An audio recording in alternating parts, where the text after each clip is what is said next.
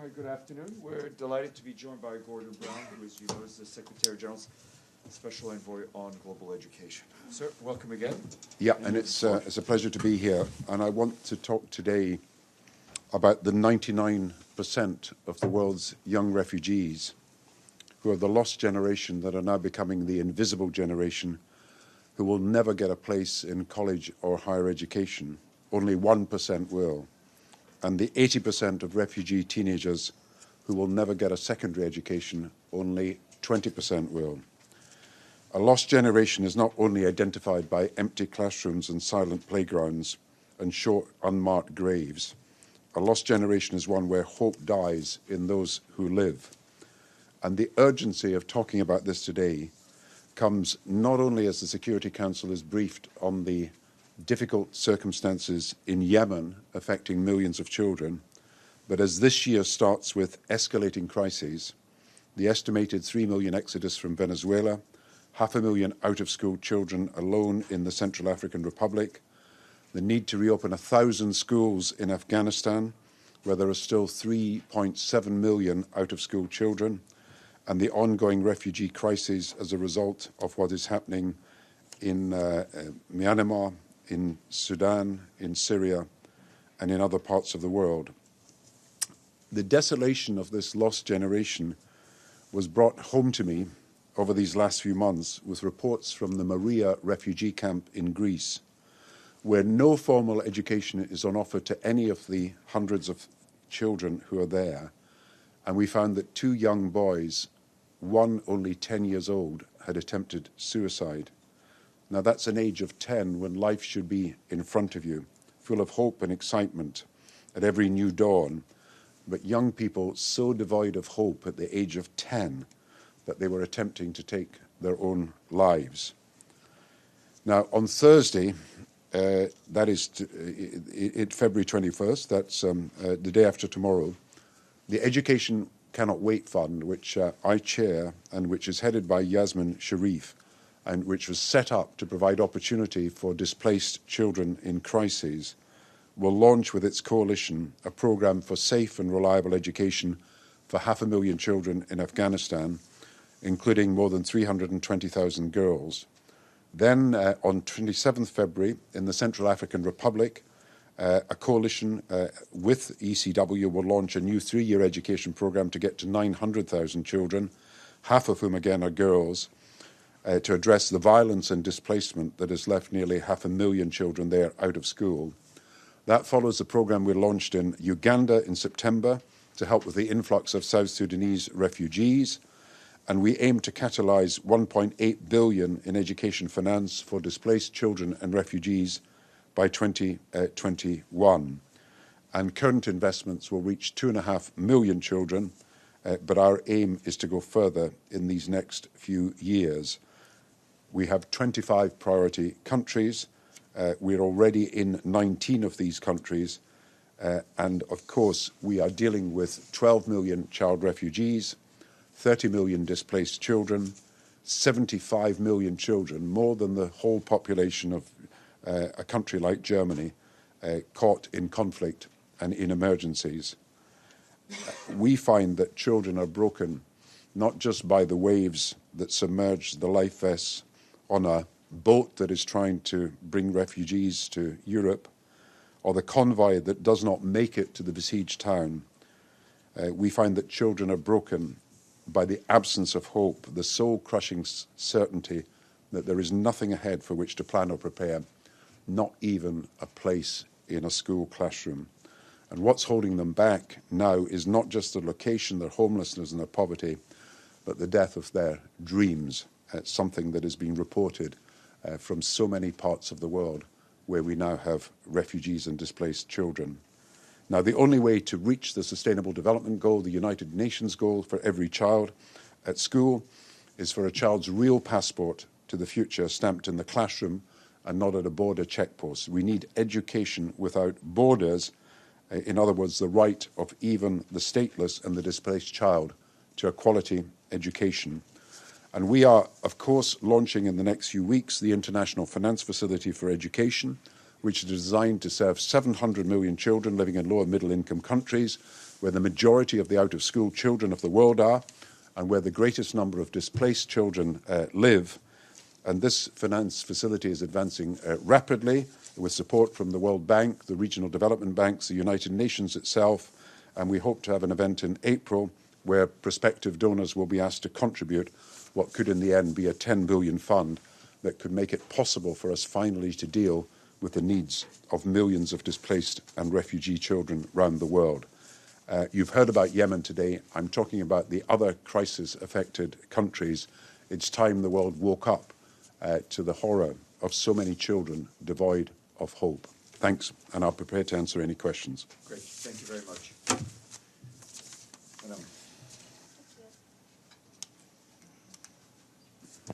Thank you, Mr. Brown. You mentioned the crisis in Venezuela. Has your office has made approach to the government of Venezuela to try to assist with any education, help for the kids of Venezuela? We know that they have a humanitarian crisis. They have the exodus of children, but also inside Venezuela is problems to have access to food and to have medicines. Yeah, well, I am not the person that would be contacted immediately, but we will be working with the UN agencies whenever they are called upon to give help. What we know is that we've got an impending crisis, indeed a crisis at the moment. Yeah. Joe? Thank you, sir. Joseph Klein, Canada Free Press. Again, thank you for the briefing. Is Nigeria one of the priority countries? You mentioned there were 19. And with respect to Nigeria and refugees coming from Nigeria, I believe, into Cameroon, is there any consideration of leveraging institutions that are already been formed, schools for girls, for example, who have either been released or escaped from Boko, the terrorists in Nigeria. Boko Haram. Boko Haram. Is there any consideration, for example, there was a report recently, I believe it was on 60 Minutes, talking about a very effective school that's trying to rehabilitate and integrate such girls and educate them.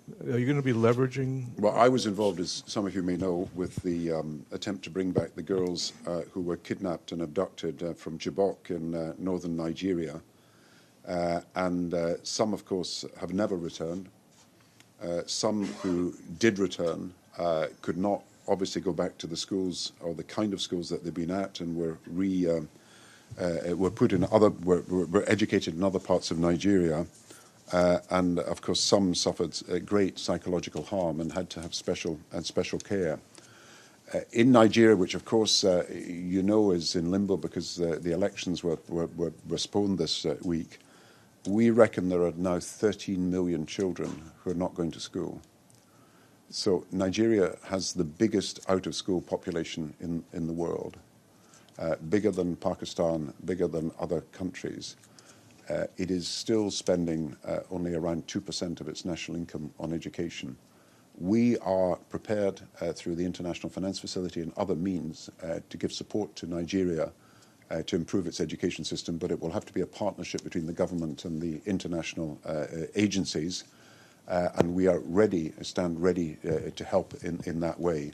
But you're absolutely right, special provision has got to be made for those people who were abducted and those people who have suffered psychological trauma as a result of what has happened. Just to follow, what about working with the schools that I referred to that are already established and from all reports are having some success in instilling confidence? I know what you're talking about. In fact, you know, in Nigeria, there's a large number of children who are at boarding schools as opposed to day schools, and there is some special provision for children who've suffered psychological trauma.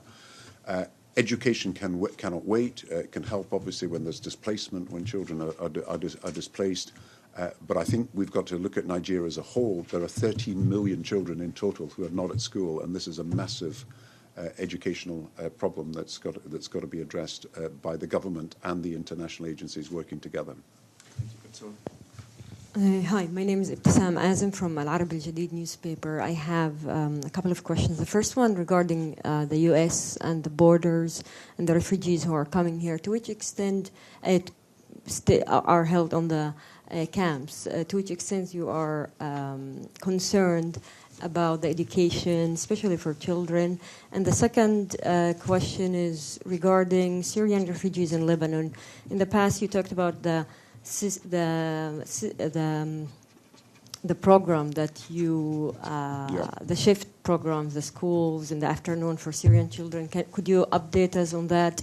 And also regarding UNRWA and education for Palestinian children in Gaza. Thank you. Yeah, I think we've got to say that over the last few years, of 2.1 million Syrian refugees who are outside of Syria, not just the displaced people within Syria, but outside Syria, about 1.4 million, about two-thirds, are now in education in one way or another. And that has been a major success, although I'd like to see all children in school. But from a time when there were hardly any of the refugees at school in Lebanon, it's now something like 400,000. And I think about 300,000 of them at the moment, perhaps just a bit less, are in the double shift schools. So they get their education in the afternoon after the Lebanese children get educated in French in the same classroom in the morning, French and English. They're educated in Arabic in the same classroom in the afternoon. And the double shift schools have proved to be cost effective because we're using the same facility. They cost about $600 per child. And it is one of the lessons we've learned from humanitarian provision here, that it is possible when you've got refugees dispersed across a country and not in camps, it is possible to use the existing education system to provide schooling for children. Some of it's done in Jordan, some in Turkey as well.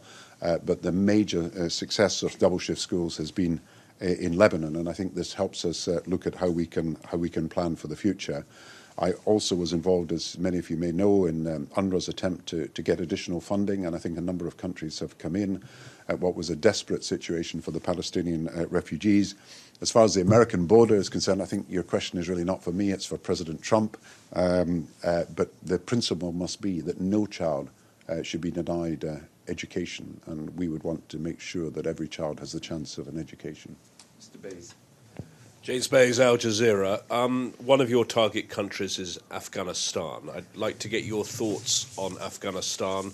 Early on, after the intervention in 2001, education was seen as a success story. Mm-hmm. How would you describe it now? Is it still a success story?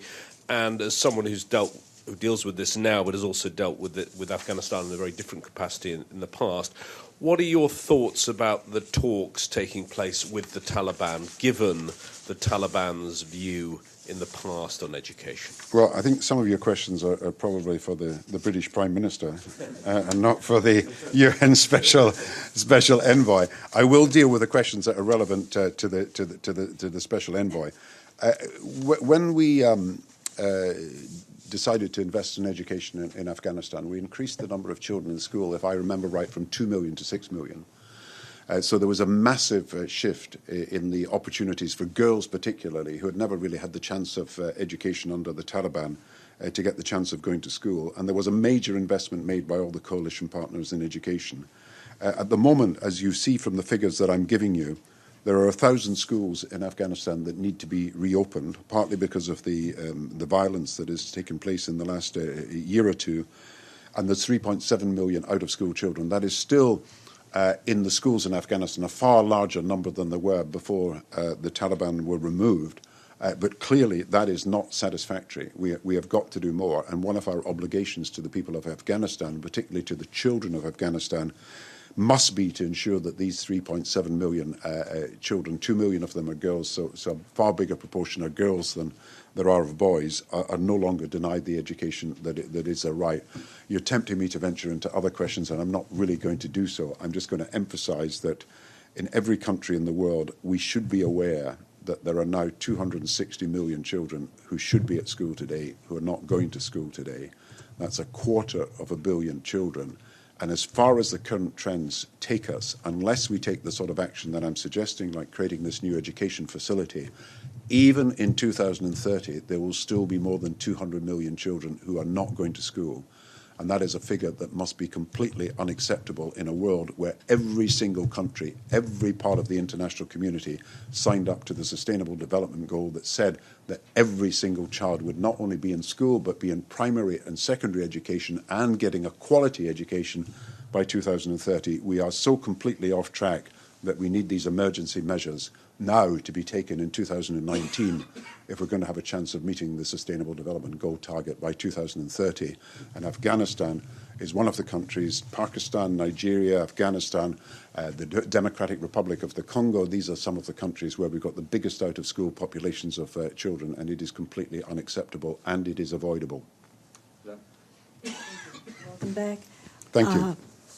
Again, on Afghanistan, we were told several months ago that there were 4 million illiterate children in Afghanistan among the poor.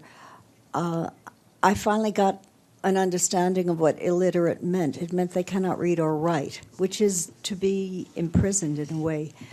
Now, under the government of President Najibullah, it was required by law that every child, girl and boy, go to school. This was a legal requirement, and that government was overthrown. There seems to be a tendency to overthrow governments that prioritize education and health care. And what can be done about that? I don't think you can draw a general lesson about every government who has universal healthcare and universal education being overthrown. I do think, however, that your figure is right, that there are nearly 4 million children who, because they are not going to school, are inevitably going to lack any reading, writing, and arithmetic skills. And therefore, you would classify them as illiterate, and that is completely unacceptable in the modern age. So the figure of 4 million is one. I think the actual figure reported at the moment is 3.7 million, but 2 million of these are girls, and therefore a very high proportion of the out of school are girls, and that is, again, completely unacceptable. We pledged when Afghanistan happened and the Taliban was overthrown that every single child should get a chance of an education. We have got to do more. But this program is being launched in Afghanistan by Yasmin Sharif tomorrow. And because education cannot wait as a catalyst, so it moves in with partners to try and persuade others to do more as well. The commitment that they're making tomorrow to 900,000 children is a very substantial commitment, both in terms of money and in terms of numbers, but we are waiting for other agencies to come in and to make up the rest of the money that is necessary to get every child into schools. So Education Cannot Wait is announcing, not tomorrow, Thursday, in Afghanistan, that it is providing this funds, 500,000 in Afghanistan, 900,000 in the Central African Republic. Mr. Brown, Arthur Macmillan from the National newspaper. Thank you again for the briefing. You signal some optimism from the case of Lebanon on how things have perhaps improved a little, but you mentioned the rather dire situation in Moria, and a 10-year-old, contemplating suicide because of the dire situation they were in. I just wondered, as someone who has obviously been responsible for implementing in your past position foreign policy, but now that you're in a more specialised role with the UN, what you thought of the political tone in Europe in particular, and I'm thinking about Greece and the recent years in which we've seen, frankly, the demonisation of migrants in Europe. And, for example, at the UN, as you'll be very well aware, there were significant countries who wanted nothing to do with the Global Pact on Migration, which has in many ways overshadowed the plight facing children who are not getting an education. And I just really wondered what you thought in terms of the political will to actually do something about this in mainland Europe at the moment. The problem with Moria as a camp, and I know something about it, someone who worked for me visited it and gave me a report about what was happening, is that the money was allocated. The European Union did come up with the money, so there was some political will to do something about this. But this camp, which I think was originally for 3,000 people, it's got about 8,000 people there. It's completely overcrowded. The sanitary conditions are terrible. If it's going to be kept open, then it's got to be improved. If people are going to be moved elsewhere, then they've got to provide the places for that to happen. but it's not a shortage of allocated money. It's that the money did not in the end get through. And if you look at the notes to the press notice that you've got there, MSF, Médecins Sans Frontières, were reporting multiple cases. I mentioned a child of 10, but they said that nearly a quarter of the children that they'd interviewed had self-harmed, attempted suicide, or had thought about committing suicide, and the level of violence in that camp was completely unacceptable. So your premise may or may not be right about what Europe was saying and doing and the public mood in Europe. But the truth is that money was allocated, and it should have got to the Moria camp. And either it should have been replaced by another camp which would have been better conditions, or the money should have been invested in Moria. And these children have suffered as a result, and they face daily threats of violence, as well as the other problems of being without proper food, without proper sanitation and nutrition, and without any formal education in this camp at all. There is informal education, but that, I gather, is also run out of money. But there's no formal education for any child, and you can see what the consequences of that are. So the political will to provide the money was there, but the money never got through. Great. Thank you very much. Thank you. Thank you very much. We'll be back in 2 seconds with a brief.